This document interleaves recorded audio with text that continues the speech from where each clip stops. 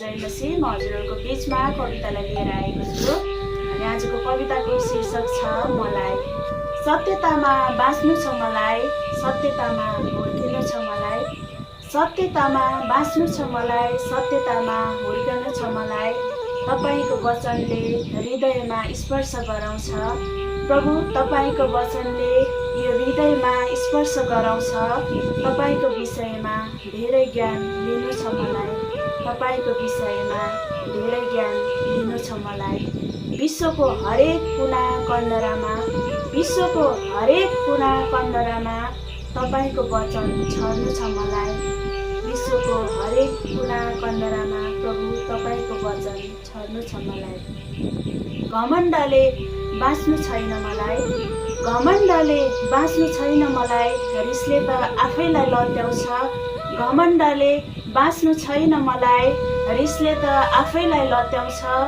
सम्बन्धले त संसार छलिरहेछ, यो सम्बन्धले त संसार छलिरहेछ।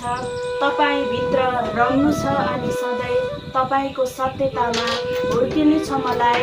तपाईभित्र रम्नु छ अनि सधैँ तपाईको सत्यतामा हुर्कनु छ मलाई।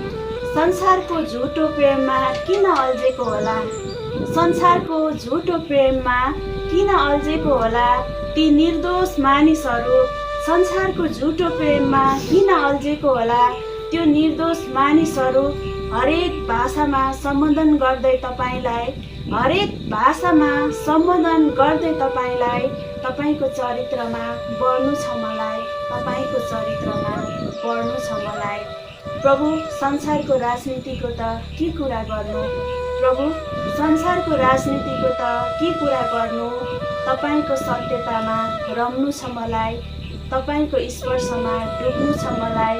संसारभरि तपाईको वचन छर्नु छ मलाई, प्रभु संसारभरि तपाईको वचन छर्नु छ मलाई।